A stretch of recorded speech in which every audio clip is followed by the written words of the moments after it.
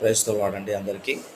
ఈరోజు నేను చెప్పబోయే అంశం పేరు ఫోకస్ ఆన్ గాడ్. దేవుని వైపు దృష్టి ఉంచడి.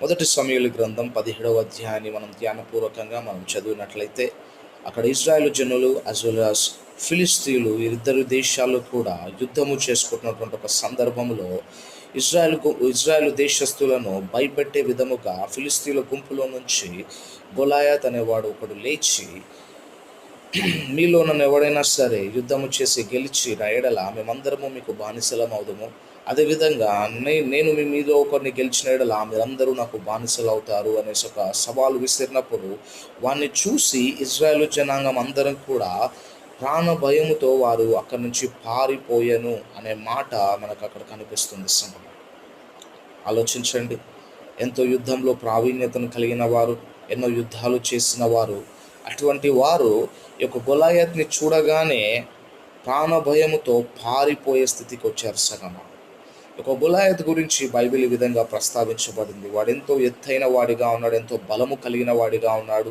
వాడు పట్టుకున్న డాలే కానివ్వండి, ఆయుధమే కానివ్వండి, వాడు వేసుకున్నటువంటి ఒక వస్త్రమే కానివ్వండి, అది చూడ్డానికి కూడా వాడెంతో భయంకరంగా ఉన్నట్టుగా బైబిల్ వాని గురించి ప్రస్తావిస్తుంది. సంగమ అటువంటి సందర్భంలో వీడు వచ్చి ఇజ్రాయేల్ జనాంగానికి ఒక సవాలు విసిరినప్పుడు ఏ ఒక్కరు కూడా వాడితో యుద్ధము చేయుటకు ధైర్యము చాలక ప్రాణ భయముతో వారి నుంచి పారిపోయే స్థితిలో వారు ఉన్నారు. సంగమ అటువంటి సందర్భంలో దావీదు తన అన్నలకు భోజనము తీసుకొచ్చినటువంటి సమయంలో దావీదు ఒక సవాలు విని, ఈ సున్నతి లేని ఫిలిస్తీయుడు జీవము గల యెహోవా సైన్యమునకు సవాలు చేయుటకు ఏ పాటివాడు అనే రోషము కలిగిన వాడిగా ఒక మాటను పలికిన వాడిగా మనకు అక్కడ కనిపిస్తున్నాడు. సంగమ ఆ విషయమై రాజు దగ్గరికి వెళ్ళాడు, మాట్లాడాడు. ఫైనల్గా గొలాయాతో యుద్ధము చేసి వాడిని హతము చేసి తిరిగి వచ్చిన వాడిగా కనిపిస్తున్నాడు. సంగమ అక్కడ దావీదు ఒక మాట చెప్పాడు గొలాయాతో మాట్లాడుతూ, ఈరోజు మా మధ్యలో జీవము గల దేవుడు మా మధ్యలో ఉన్నాడు అని లోకస్తులందరూ తెలుసుకునే విధముగా దేవుడు నిన్ను నా చేతికి అప్పగించబోతున్నాడు అన్న మాట సెలవిస్తున్నాడు. సంగమ హల్లెలూయా. ఈరోజు మనం ఆలోచిస్తాం సంగమ, యుద్ధంలో ఎంతో ప్రావీణ్యతను కలిగినటువంటి ఒక ఇజ్రాయేలు జనాంగాలందరూ కూడా అతన్ని చూసి పారిపోయారు ప్రాణభయముతో. కానీ ఒక గొర్రెల కాపరిగా ఉన్నటువంటి ఒక దావీదు మాత్రము అతన్ని చూసి యుద్ధానికి వెళ్ళి వాడిని చంపి తిరిగి వచ్చిన వాడిగా ఉంటున్నాడు. సంగమ ఆలోచిద్దాం, ఇక్కడ ఇజ్రాయేలు జనాంగం యొక్క దృష్టి ఎవరి మీద ఉంది? దావీదు యొక్క దృష్టి ఎవరి మీద ఉంది? మరి ఇజ్రాయేలు జనాంగం యొక్క దృష్టి వాడి ఎత్తైన వాని మీద ఉంది. వాని కండల మీదనో, లేకపోతే వాడు ఎంతో యుద్ధశూరుడనో, వాడిని చూడగానే ప్రాణభయంతో భయపడి పారిపోయేవాడిగా వాని మీద వారి దృష్టి ఉంచి వారు పారిపోయేవారిగా ఉన్నారే. కానీ దావీదు మాత్రము దేవుని మీద దృష్టి ఉంచి వాడితో యుద్ధానికి వెళ్ళి గెలిచి తిరిగి వచ్చిన వాడిగా కనిపిస్తున్నాడు. సంగమ ఈ యొక్క అంశం నుంచి కొన్ని ఆత్మీయ పాఠాలను మనం నేర్చుకుందాం. ఈరోజు వ్యక్తిగతంగా ప్రతి ఒక్కరి జీవితాల్లో కూడా ఎన్నో యుద్ధాల గుండా మనం కూడా వెళ్తున్నాం. సంగమ అప్పులు అనేటువంటి ఒక యుద్ధం ఉంది, కరువు అనే పరిస్థితులు మనం ఎదుర్కొంటున్నాం, ఎన్నో సమస్యలు, ఎన్నో అనారోగ్యాలు, ఎన్నో ఇబ్బందులు గుండా మనం కూడా ఒక యుద్ధ వాతావరణాన్ని మన జీవితంలో మనం ప్రతి దినము ఏదో ఒక విషయంలో పోరాటము చేస్తున్న వారిగానే మనం కూడా ఉంటున్నాం. సంగమ కానీ దావీదు వలె మనం పోరాడి గెలిచి వచ్చేవారిగా ఉంటున్నామా, లేదా ఇతర ఇజ్రాయేలు సైనికుల వలె ప్రాణభయంతో పారిపోయే వారిగా ఉంటున్నామా అనే ప్రశ్న ఒకసారి మనం వేసుకోవాల్సిందిగా ఉంది. సంగమా ఇక్కడ దావీదు ఎవరిని బట్టి యుద్ధానికి ముందుకు వెళ్ళి జయించి తిరిగి వచ్చాడు? సైనికులు ఎవరిని బట్టి ప్రాణభయంతో వారు బయటికి పరిగెత్తుకొని వచ్చారు అనే అంశాన్ని మనం గమనిస్తే, సైనికులు వారికి ఉన్న పరిస్థితి మీద వారు దృష్టి ఉంచారు, ఆ శత్రువు మీద వారు దృష్టి ఉంచి ప్రాణభయంతో వారు పారిపోయి తిరిగి వచ్చారు. సంగమా అదేవిధంగా దావీదు మాత్రము జీవము గల దేవుని వైపు దృష్టి ఉంచి ముందుకు వెళ్ళాడు, యుద్ధాన్ని జయించి తిరిగి వచ్చిన వాడిగా ఉంటున్నాడు. సంగమా ఈరోజు మరి ఆత్మీయులుగా పిలువబడుతున్నామా మనము, విశ్వాసులుగా పిలువబడుతున్న మనము, మరి మన జీవితంలో మనకెదురవుతున్నటువంటి ఒక పోరాటాలను జయించుటకు నీ దృష్టి ఎవరి మీద ఉంచావు? మరి ఈరోజు నీ పరిస్థితిని మార్చివేసే దేవుడు మన పక్షమున ఉన్నాడు అని తెలిసి కూడా నీ దృష్టి లోకం వైపే ఉందా? నీ అనారోగ్యాన్ని స్వస్థపరిచే దేవుడు మన మధ్యలో ఉన్నాడని తెలిసి కూడా ఆయన పొందిన గాయములను బట్టి మనకు స్వస్థత ఉందని అన్న వాగ్దానం ఉందని తెలిసి కూడా నీ దృష్టి లోకం వైపు ఇంకా ఉందా? శత్రువు వైపే నీకు మీద ఇంకా ఉందా? ఆలోచిస్తాం సంగమా. ఇదే ఒక విషయాన్ని మనం గమనించినట్లయితే పేతురు భక్తు కూడా మత్తయి సువార్త 13వ అధ్యాయంలో 22వ వచనం నుంచి మనం గమనించినట్లయితే యేసుక్రీస్తు ప్రభు వారు నీటి మీద నడుచుకుంటూ వస్తున్న విషయాన్ని వారు గ్రహించి, పేతురు, నువ్వైతే ప్రభువా నాకు ఆజ్ఞాపించు, నేను నీటి మీద నడుచుటకు అన్నప్పుడు, పేతురు నువ్వు రమ్మన్నప్పుడు పేతురు కూడా నీటి మీద నడిచనున్న వాక్యం మనకు అక్కడ కనిపిస్తుంది సంగమా. కానీ పేతురు గాలి తుఫానును గమనించి భయపడి మునిగిపోసాగెను అన్న మాటను మనం అక్కడ చూస్తున్నాం సంగమా. అప్పుడు పేతురు, ప్రభువా నన్ను రక్షించు అనే కేకలు వేస్తాను అన్నటువంటి మాట కూడా మనం గమనిస్తాం. అర్థం చేసుకుందాం సంగమా. పేతురు ఒక జాలరిగా ఉన్నాడు. జాలరిగా ఉన్నవాడు తప్పనిసరిగా ఈత కొట్టేవాడిగానే ఉంటాడు, వాడు స్విమ్మింగ్ నేర్చుకునేవాడిగానే ఉంటాడు. కానీ ఇక్కడ పేతురు మాత్రము ఆ గాలిని తుఫాన్ను చూసి మునిగిపోతున్నాను, ప్రాణ భయముతో ప్రభువా నన్ను రక్షించు, నన్ను కాపాడు అని కేకలు వేసేవాడిగా ఉంటున్నాడు సంగమా. ఇక్కడ ఏం జరుగుతుంది సంగమా? యేసు వైపు దృష్టి ఉంచినంతసేపు పేతురు నీటి మీద నడిచిన వాడిగా ఉన్నాడు. కానీ ఎప్పుడైతే లోకం వైపు, ఒక గాలి తుఫాను అనేది లోకం వైపు చూసినప్పుడు, శత్రువు వైపు చూసినప్పుడు, శత్రువుని చూసి భయపడినప్పుడు నీలో ఉన్న సామర్థ్యాన్ని నువ్వు కోల్పోతున్నావు. అదేవిధంగా నువ్వు పారిపోయేవాడిగా, భయపడేవాడిగా నువ్వు మిగిలిపోతున్నావు సంగమా. హల్లెలూయా.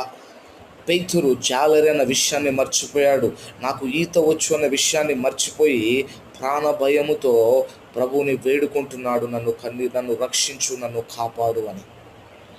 ఈరోజు నీ దృష్టి దేవుని వైపు ఉందా, లేదా శత్రువు మీద ఉందా, లేదా పరిస్థితి మీద ఉందా? నీ పరిస్థితి మీద నువ్వు దృష్టి నుంచినంత కాలము దాన్ని నువ్వు జయించలేని వాడిగానే ఉంటావు సంగమా. కానీ దాన్ని జయించే శక్తినిచ్చే దేవుని వైపు నీ యొక్క దృష్టి నుంచినంత కాలము నీ ప్రతి యుద్ధంలో నువ్వు జయించేవాడిగానే ఉంటావు, ప్రతి శోధనను నువ్వు జయించేవాడిగానే ఉంటావు, ప్రతి పరిస్థితిని నువ్వు అధిగమించేవాడిగానే ఉంటావు సంగమా. ఇక్కడ ఇశ్రాయేలు జనాంగం యొక్క దృష్టి శత్రువు మీద ఉంది కాబట్టే వారు ప్రాణభయంతో పారిపోయేవారిగా ఉన్నారు. దావీదు దృష్టి జీవము గల దేవుని వైపు తన దృష్టి ఉంచి ముందుకు వెళ్ళాడు కాబట్టే ఆ శత్రువును జయించి తిరిగి వచ్చిన వీరుడుగా మనకు కనిపిస్తున్నాడు సంగమా. పేతురు యొక్క దృష్టి యేసు మీద ఉంచినంత సేపు ఆయన నీటి మీద నడిచిన వాడిగా ఉన్నాడు. ఎప్పుడైతే లోకం వైపు, ఒక గాలి తుఫాను వైపు చూశాడో తనకున్నటువంటి ఒక స్థితిని, తనకున్నటువంటి ఒక సామర్థ్యాన్ని మర్చిపోయి ప్రాణ భయముతో వేడుకుంటున్న స్థితికి వచ్చాడు సంగమా. ఒక క్షణం ఆలోచించండి. ఇక్కడ భయము నీకున్న సామర్థ్యాన్ని చంపేస్తుంది సంగమా. విశ్వాసము నీకున్న సామర్థ్యాన్ని బలపరిచి నీ శత్రువు నీకన్నా బలముగా ఉన్న వాడిని జయించే శక్తిని నీకు కలగజేస్తుంది సంగమా. ఇక్కడ నీ దృష్టి జీవము గల యెహోవా మీద నీ దృష్టి ఉంచుతున్నావో, లేదా నేను పడవేసేటువంటి వాని మీద, నీ సామర్థ్యాన్ని తీసేసేవంటి వాని మీద, నీకు భయాన్ని కలిగించే వాని మీద నీ దృష్టిని నువ్వు ఈరోజు ఉంచుతున్నావా? ఒకసారి నువ్వు సరి చేసుకో సంగమా.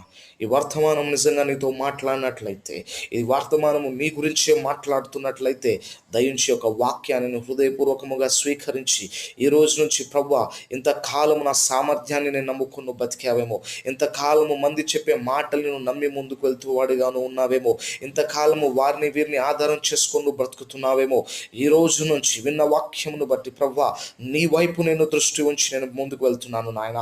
నిన్ను కలిగి నేను ముందుకు వెళ్ళేవాడిగా నేను ఉండాలి అన్న విశ్వాసముతో, నమ్మకముతో ఆయన వైపు నువ్వు తిరిగి ప్రార్థించినట్లయితే సంగమా, దేవుడు నీకు సహాయం కలగజేసేవాడిగా ఉంటున్నాడు సంగమా.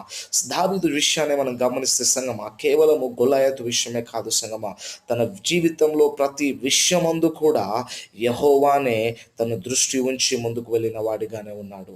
యెహోవా నుంచి మాటను పొందుకునే తను ముందుకు వెళ్ళిన వాడిగానే ఉన్నాడు. ప్రతి విషయంలో యెహోవా యొద్ద విచారణ చేసిన వాడిగానే ఉంటున్నాడు సంగమా.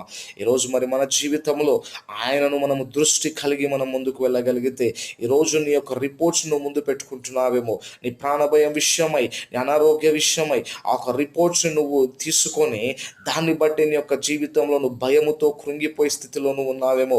కానీ ఈరోజు ఆ రిపోర్ట్స్ని ఒక పక్కన, దేవుడిచ్చిన వాగ్దానం ఒక పక్కన నువ్వు పెట్టి, దేవుని వైపు నీ యొక్క దృష్టిని నువ్వు దృఢపరచుకొని నువ్వు చూస్తూ ముందుకెళ్తున్నావో, దాన్ని బట్టి దేవుడు నీ జీవితంలో కూడా ఒక కార్యాన్ని జరిగించబోతున్నాడు సంగమా. ఈ రోజు నుంచైనా విన్న వర్తమానమును బట్టి నీ దృష్టి దేవుని మీద నువ్వు కలిగి ఉండేవాడిగా నువ్వు ఉండేటకు చూసుకో, నీ విశ్వాసాన్ని బలపరచుకో. అక్కడ దావీదు సెలవిస్తున్నాడు సంగమా, ఈ సున్నతి లేని ఫిలిష్తీయుడు ఏ పాటివాడు.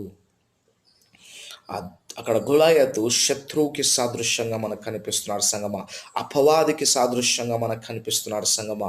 ఈరోజు దావీదు వలె ఒక నిబ్బరము కలిగిన హృదయముతో, ఒక మంచి విశ్వాసము కలిగిన జీవితము నీకు ఉన్నట్లయితే, దేవుణ్ణి కలిగిన వాడిగాను ఉన్నట్లయితే, అపవాదిగాడి ఏ ఆయుధము కూడా మనకు వర్ధిల్లబడదని లేఖనం సెలవిస్తుంది సంగమా.